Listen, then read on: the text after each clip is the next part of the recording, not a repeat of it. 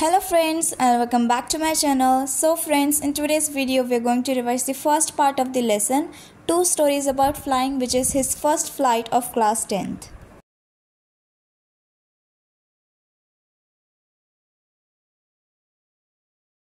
So friends, ये जो हमारा लेसन है टू स्टोरीज़ अबाउट फ्लाइंग, इसमें हमारे पास दो शॉर्ट स्टोरीज़ हैं जो कि है हिज फर्स्ट फ्लाइट जो कि फर्स्ट है, एंड सेकंड स्टोरी है हमारे पास द ब्लैक एरोप्लेन। दोनों ही स्टोरीज़ में दो चीज़ें कॉमन हैं। पहली बात तो ये कि ये फ़्लाइट से रिलेटेड है, यानी कि उड़ान भरने से रिलेटेड है। पहले पार्ट में हम देखेंगे कि किस तरीके से एक सीगल जो है वो अपनी फ़र्स्ट फ्लाइट लेता है, पहली उड़ान भरता है, वो उड़ना सीखता है।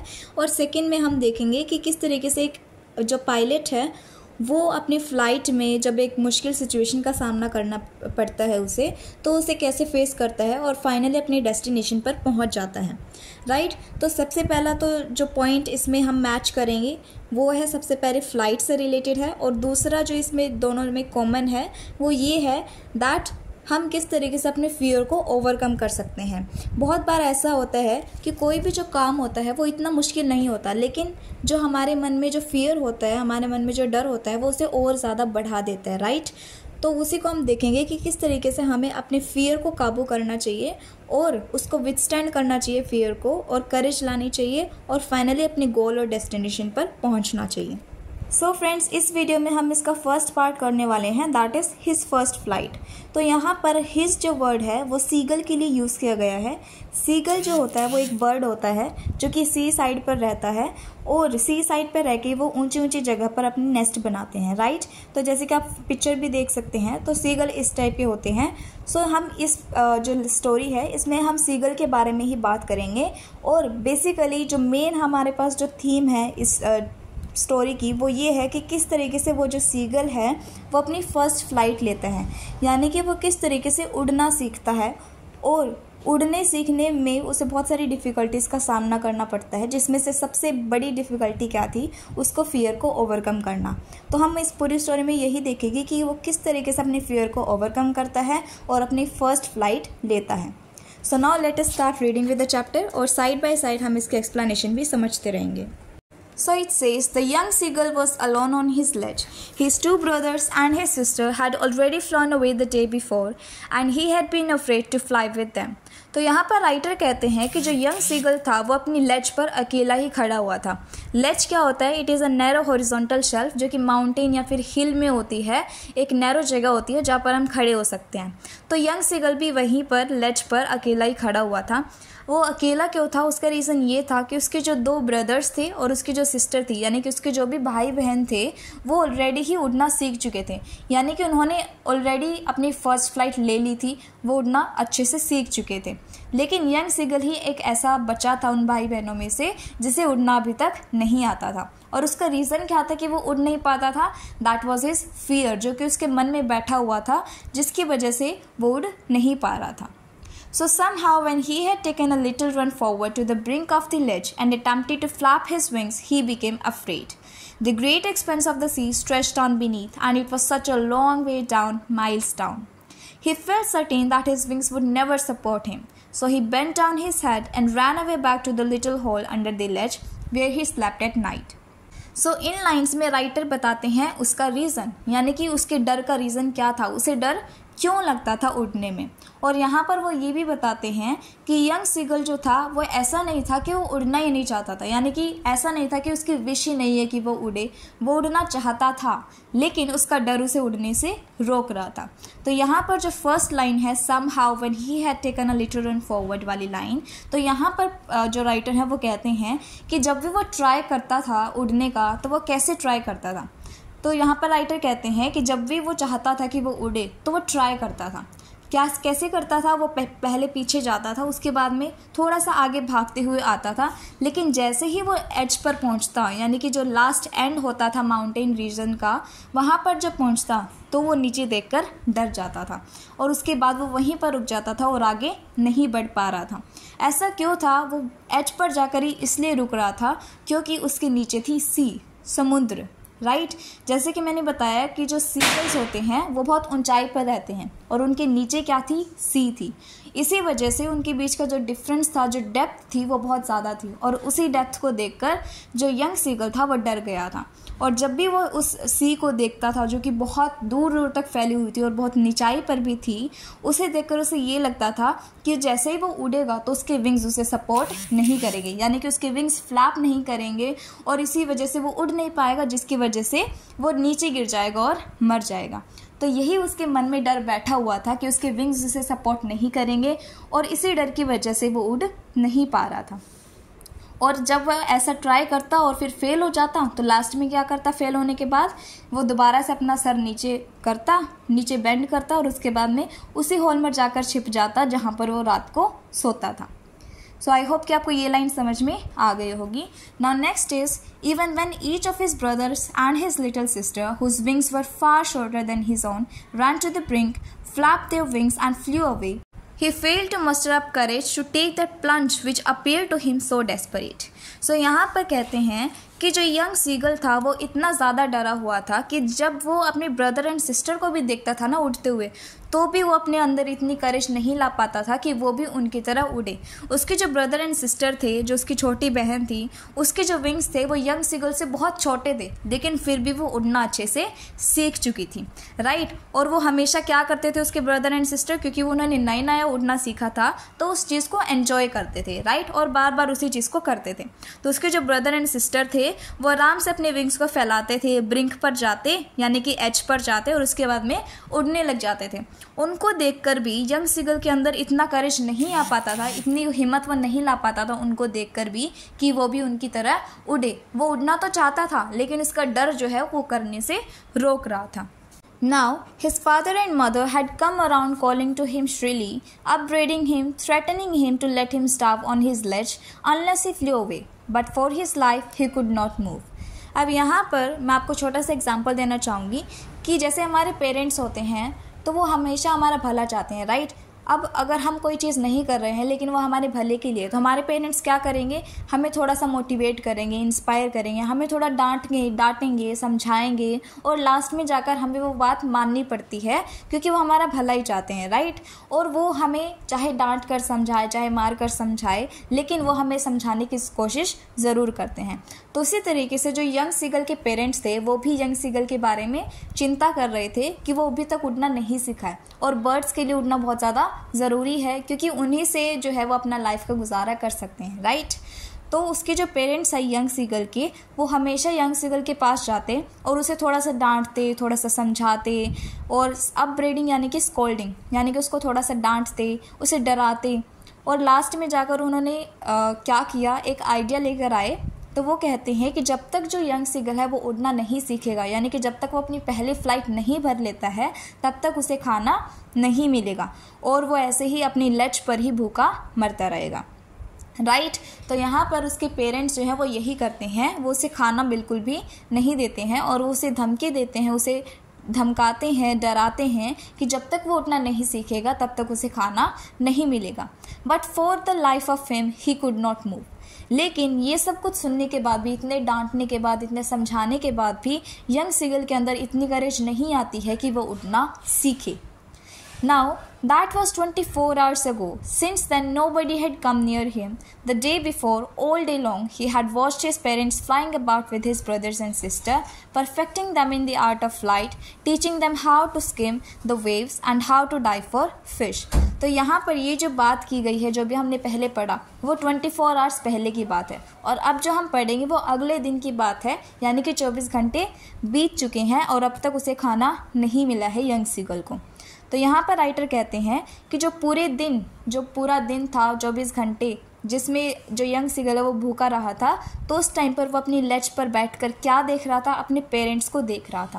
वो अपने पेरेंट्स को देख रहा था जो कि उसके ब्रदर और सिस्टर के साथ एंजॉय कर रहे थे, क्योंकि उसके जो ब्रदर एंड सिस्टर हैं वो भी नया उड़ना सीखे थे, राइट। उन्होंने उड़ना अभी सीखा था, तो इसीलिए उन्हें वो नई नई चीज़ें सिखा रहे थे कि किस तरीके से उन्हें फ़्लाइट करनी है, यानी कि अलग तरीके से वो कैसे उड़ सकते हैं। और उसके जो पेरेंट्स हैं वो उनके यंग सीगल के ब्रदर और सिस्टर को ये भी सिखा रहे थे कि वो किस तरीके से वेव्स को जो है वो टाल सकते हैं, किस तरीके से वेव से बचेंगे, किस तरीके से फ़िश के लिए हम डाइव कर सकते हैं और अपना खाना हम तैयार कर सकते हैं। तो ये सारी जो चीज़ें हैं जो पेरेंट्स थे यंग सीगल के, वो उसके बाकी भाई बहनों को सिखा रहे थे क्योंकि वो ऑलरेडी उड़ना सीख चुके थे।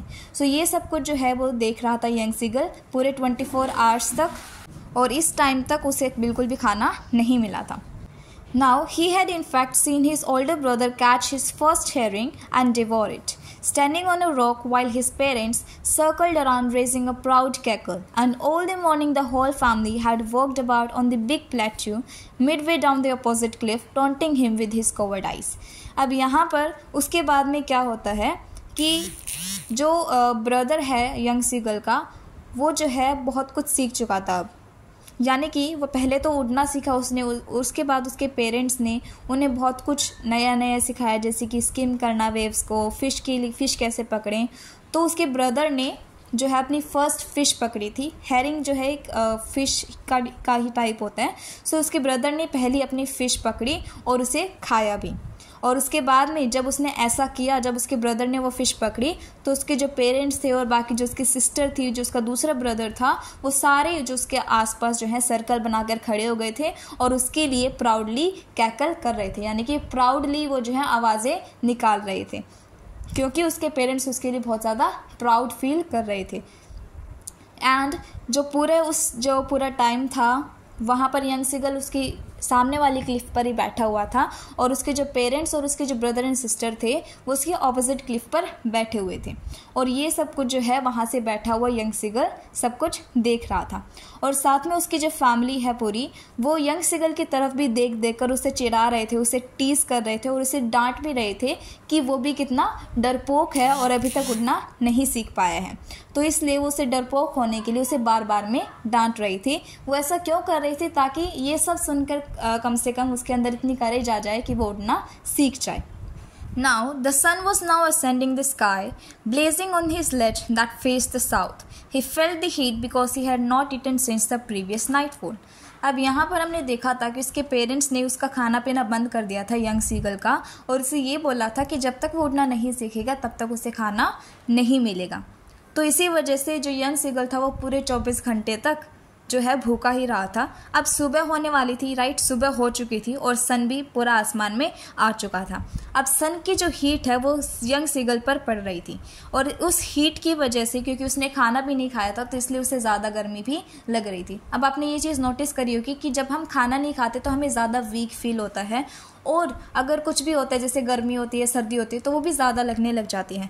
तो उसी तरीके से यंग सीगल जो था उसके साथ भी यही हुआ कि जैसे ही सुबह हुई और सन निकला, तो सन की जो सारी हीट थी, जो सनलाइट थी, जो कि उसके ऊपर गिर रही थी उसकी लेज पर, वो उसके ऊपर भी गिर रही थी, और उसकी वजह से उसे बहुत ज़्यादा गर्मी भी महसूस हो रही थी, क्योंकि उसने पूरी 24 घंटे तक अभी तक खाना नहीं खाया था। Then he stepped slowly out of the brink of the ledge, and standing on one leg with the other leg hidden under his wing, he closed one eye then the other. अब यहाँ पर जो है young seagull को एक idea आता है, और वो ये आइडिया क्यों ट्राई करता है कि कहीं ना कहीं उसके पेरेंट्स उसे देखकर उसे खाना दे दें। तो वो क्या करता है, अब यहाँ पर वो प्रिटेंड करने की कोशिश करता है, थोड़ा सा नाटक करता है अपने पेरेंट्स के सामने। तो वो करता क्या है, वो स्लोली अपनी जहाँ पर जो लेज है, जहाँ पर वो सोता था, वहाँ से निकल कर आता है, और जो एज होती है जहाँ पर वो खड़ा होता है, तो वहाँ पर एज पर जाकर खड़ा हो जाता है, और वो अपनी दोनों लेग्स में से एक लेग को ऊपर उठा लेता है और जो अपनी एक आँख है उसे बंद कर कर खड़ा हो जाता है, ठीक है, और दूसरी आँख भी उसके बाद में बंद कर लेता है, and pretended to be falling asleep. और उसके बाद में क्या करता है कि सोने की एक्टिंग करने लग जाता है, और ऐसा प्रिटेंड करता है कि वो सो रहा है। ऐसा उसने क्यों किया? ताकि उसके पेरेंट्स उसकी तरफ देखें और उन्हें लगे कि कहीं वो गिर ना जाए और सो रहा है, इतनी बाहर आ गया है, और उसको वो खाना दे दें। लेकिन ऐसा नहीं होता है, तो देखते हैं आगे क्या होता है। Still they took no notice of him. He saw his two brothers and his sister lying on the plateau, dozing with their heads sunk into their necks. His father was preening the feathers on his white back. Only his mother was looking at him. अब यहाँ पर क्या होता है कि जैसे ही वो ऐसा कुछ करता है, ऐसा प्रिटेंडिंग करता है और नाटक करता है, तब भी जाकर उस पर कोई भी ध्यान नहीं देता, क्योंकि सारी अपनी अपनी एक्टिविटीज़ करने में बिजी थे। क्या क्या एक्टिविटीज़ कर रहे थे? उसके जो 2 ब्रदर्स थे और उसकी जो सिस्टर थी, वो प्लेट्यू पर, उसकी जो ऑपोजिट क्लिफ थी प्लेट्यू पे, वहाँ पर जो है सो रहे थे। डोजिंग यानी कि सोना। तो वो सो रहे थे, और वो किस तरीके से सो रहे थे? वो अपने हेड को अपनी नेक के अंदर जो है सक करके वो सोए हुए थे। और उसके जो फादर थे वो क्या कर रहे थे? अपने फेदर्स को क्लीन कर रहे थे, यानी कि फेदर्स को मेंटेन कर रहे थे। उसके अंदर जो भी डस्ट पार्टिकल्स थे या फिर कुछ भी जो लग जाता है तो उसको हटा रहे थे। और उसके जो मदर थी वही क्या कर रही थी? यंग सीगल की तरफ देख रही थी, क्योंकि हमारी जो मदर है वो हमारे लिए बहुत ज़्यादा केयर करती हैं। चाहे वो कितना भी हमें डांटे, कितना भी हमें मारे, लेकिन लास्ट में जाकर उन्हें ही हम पे जो है बहुत ज़्यादा केयर आती है और बहुत ज़्यादा प्यार वो हमें करती हैं, राइट। तो उसी तरीके से जो यंग सीगल है उसकी मदर जो है सिर्फ वही ऐसी थी पूरी फैमिली में जो कि यंग सीगल की तरफ देख रही थी, और उसे देखकर उन्हें पिटी फील हो रहा था। Then she was standing on a little high hump on the plateau, her white breast thrust forward. Now and again she tore at a piece of fish that lay at her feet and then scraped each side of her beak on the rock. The sight of the food maddened him. How he loved to tear the food that way, scraping his beak now and again to wet it. अब यहाँ पर उसकी जो mother थी वो young seagull की तरफ देख रही थी, और उसकी तरफ देखते देखते वो अपना भी काम कर रही थी। वो क्या कर रही थी? उनके हाथ में थी एक फ़िश, यानी कि उनके जो पंजे थे उनमें उन्होंने एक फ़िश ले रखी थी, और उस फ़िश के वो छोटे छोटे टुकड़े कर रही थी। वो फ़िश के छोटे छोटे टुकड़े कर रही थी और साथ में अपने बीक को भी तेज़ कर रही थी। साइड में जो रॉक पड़ा था उस पर अपनी बीक को जो है स्क्रैप कर रही थी ताकि वो थोड़ी सी तेज़ हो जाए, और उसके बाद में फ़िश के जो पीसेस हैं वो अलग अलग कर रही थी। अब जब यंग सीगल ने देखा कि उसके मदर के हाथ में फूड है, फ़िश यानी कि उनके लिए फूड, राइट, तो जैसे ही वो देखता है कि उसकी मदर के हाथ में फूड है तो इसकी वजह से उसे क्या हो जाता है? खाने का मन हो जाता है। जो फूड का जो साइट था, फूड का जो व्यू था, वो उसे मैडन कर रहा था, यानी कि पागल कर रहा था, क्योंकि उसने 24 घंटे तक नहीं खाया था और इसलिए वो खाने को देखकर बिल्कुल तड़प रहा था कि उसे भी वो चीज़ खानी है, राइट। और उससे बहुत ज़्यादा मज़े आ रहे थे उसे देखकर कि कहीं ना कहीं अब उसके मदर जो हैं वो उसके लिए फूड लेकर आएंगे और उसके बीक में दे देंगी और इस तरीके से वो खाना खा लेगा। Now ga ga ga he cried begging her to bring him some food. Ga को ला, शी स्क्रीम्ड बैक डिराइसिवली। अब यहाँ पर जो है यंग सीगल रेजिस्ट नहीं कर पाता अपनी हंगर को, अपनी भूख को, और लास्ट में जाकर वो क्या करता है? अपनी माँ को आवाज़ लगाता है और कहता है कि मुझे भी कुछ खाना दे दो। लेकिन उसकी मदर रिप्लाई करके क्या कहती हैं? गा को ला मतलब ये एक बर्ड की लैंग्वेज में यहाँ पर बोला गया है। तो यहाँ पर उसकी मदर कहती हैं, तो उसकी मदर उसे इस वे में कहती है कि वो उसे बताना चाहती है कि जो यंग सीगल है वो क्या है? पागल है, क्योंकि वो उसे समझाना चाहती हैं कि अगर वो उड़ जाएगा तो उसे क्या मिल जाएगा? खाना भी मिल जाएगा। But he kept calling plaintively and after a minute or so he uttered a joyful scream. अब यहाँ पर क्योंकि उसकी मदर उसे कोई अच्छा जवाब देती नहीं है और उसे कहती नहीं है कि हाँ मैं तुम्हारे लिए खाना लेकर आ रही हूँ, तो वो दोबारा से क्या है? आवाज़ें निकालता रहता है, अपनी मदर को कहता रहता है कि मुझे भी खाना दे दो। अब उसके बाद में वो ऐसे पहले तो इसलिए आवाज़ लगाता है क्योंकि उसे खाना चाहिए, लेकिन एकदम से वो क्या करता है? एक जॉयफुल स्क्रीम करता है, यानी कि खुश होने की आवाज़ें निकालता है। ऐसा क्यों था? Because his mother had picked up a piece of fish and was flying across to him with it. तो अब वो जॉयफुल स्क्रीम क्यों करता है? इतना खुश होकर आवाज़ क्यों निकालता है? ऐसा इसलिए था क्योंकि उसकी जो मदर है वो अपने बीक में एक फ़िश का जो पीस है वो लेकर उसके तरफ आ रही थी। यानी कि अब वो जब उसने देखा कि उसके मदर के मुंह में जो है फ़िश है और वो उसकी तरफ ही आ रही हैं, तो उसने सोचा कि वो उसके लिए ही लेकर आ रही हैं, और इसी बात को सोचकर वो खुश हो गया कि अब उसे भी खाना मिलने वाला है। He leaned out eagerly, tapping the rock with his feet, trying to get nearer to her as she flew across. But when she was just opposite to him, she halted, her wings motionless, the piece of fish in her beak almost within the reach of his beak. अब यहाँ पर क्या करता है? Young seagull जब देखता है कि उसकी मदर उसके पास आ रही हैं और फ़िश का टुकड़ा उनके मुंह में ही है और वो उसके लिए लेकर आ रही हैं, तो ये सोचकर वो क्या है? थोड़ा सा लेज पर खड़ा हुआ था तो थोड़ा सा आगे की तरफ झुक जाता है ताकि वो जल्दी से अपने मुंह में जो फ़िश है वो भर ले और अपनी भूख को मिटाए। तो इसलिए वो क्या करता है? ईगरली वेट कर रहा है अपनी मम्मी का, और वो क्या करता है? एक्साइटमेंट की वजह से वो अपनी रोक को भी क्या करने लग जाता है? टैप करने लग जाता है, क्योंकि वो बहुत ज़्यादा एक्साइटेड हो गया था फूड को देखकर। लेकिन जैसे ही वो उसके पास आती हैं उसकी मदर, वो उससे थोड़ी सी दूर जो है वहीं पर खड़ी हो जाती हैं, यानी कि वो बिल्कुल उसके पास नहीं आती है, सीगल के मुंह में उसको खाना नहीं देती है, बल्कि उसके सामने बिल्कुल थोड़ी सी दूर पर जाकर खड़ी हो जाती है, जहाँ पर जो यंग सीगल है उसकी रीच नहीं है, यानी कि यंग सीगल वहाँ तक नहीं पहुँच सकता है, इतनी दूर तक वो वहाँ पर खड़ी हो जाती हैं। अब ऐसा क्यों था, ऐसा यंग सीगल की मदर ने क्यों किया? क्योंकि वो उसे थोड़ा सा चाहती थी कि उसके मन में थोड़ी सी करेज आए, और क्या पता वो फूड को देखकर ही उसके मन में इतनी करेज आ जाए कि वो थोड़ा सा आगे जाए और उड़ना शुरू करे ताकि उसे खाना मिल जाए। तो इसीलिए वो जो है इस आइडिया को लेकर आती हैं और उसके सामने जाकर बिल्कुल खड़ी हो जाती हैं, जहाँ पर वो खाने को देख तो सकता है लेकिन अपने मुंह में नहीं ले सकता। Now he waited a moment in surprise, wondering why she did not come nearer, and then maddened by hunger, he dived at the fish. अब लास्ट में क्या होता है, वो 24 घंटे से भूखा तो था ही और उसके सामने क्या था, फूड भी था। अब जब वो सामने अपने फूड को देखता है तो उसे बिल्कुल भी रेजिस्ट नहीं होता है उसकी भूख, और लास्ट में जाकर वो क्या करता है, अपनी हंगर की वजह से उस पर कूद पड़ता है, यानी कि वो फिश की तरफ एकदम से डाइव करने लग जाता है, एकदम से फिश की तरफ कूद जाता है। Now with a loud scream he fell outwards and downwards into space, and then a monstrous terror seized him and his heart stood still. He could hear nothing, but it only lasted a minute. तो जैसे ही वो fish की तरफ छलांग लगाता है तो एकदम से उसके मुंह से एक तेज़ सी आवाज़ निकलती है और वो एकदम से क्या होता है, ऊपर नीचे उड़ने लग जाता है, ऊपर नीचे उड़ने लग जाता है। और इसकी वजह से वो क्या होता है, उसे रियलाइज़ होता है कि वो उड़ने लग गया है, राइट। वो जो है एकदम से उसका हार्ट जो है वो रुक जाता है, उसे बिलीव नहीं हो रहा होता है कि वो सच में उसने जो लेज है वो छोड़ दी है, यानी कि एकदम से उसके दिमाग से सब कुछ एब्सेंट हो जाता है, सब कुछ, उसे कुछ भी नहीं सूझता है, बस उसे जो है वो बस यही पता था कि उसका हार्ट जो है वो उसने बीट करना बंद कर दिया है, राइट। तो उसे कुछ भी सुनाई नहीं दे रहा था, उसे कुछ भी फील नहीं हो रहा था, लेकिन ये सब कुछ क्या था, सिर्फ एक ही मिनट के लिए था। The next moment he felt his wings spread outwards, और अगले ही मोमेंट में उसे क्या फील हुआ कि उसके विंग्स जो हैं वो बाहर निकल चुके हैं, यानी कि उसके विंग्स जो हैं वो बंद नहीं हुए हैं बल्कि उसे हेल्प कर रहे हैं उड़ने में, और उसने अपनी पहली फ्लाइट ले ली है। और इसे ही देखकर, इसे ही फील कर कर वो बहुत ज़्यादा खुश हो जाता है। Now the wind rushed against his breast feathers, then under his stomach and against his wings. अब यहाँ पर उसकी खुशी के बारे में बताया गया है, और राइटर कहते हैं कि अब जब वो फ्लाई कर रहा था तो जो हवा चल रही थी उसकी पूरी बॉडी को टच करते हुए जा रही थी, और उसके जो विंग्स हैं वो हवा को चीरते हुए उड़ रहे थे।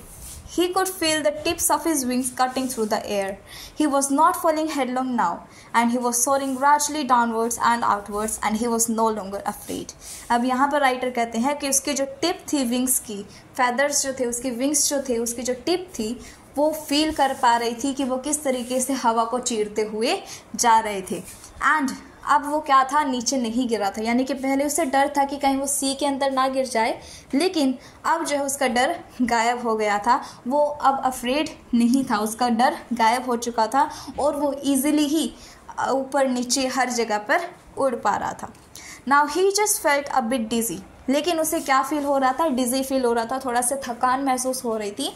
ऐसा इसलिए था क्योंकि उसने खाना नहीं खाया था, क्योंकि वो तो नॉर्मल था ऑलरेडी, राइट, क्योंकि उसने 24 घंटे तक खाना नहीं खाया था, इसी वजह से वो डिजी फील कर रहा था।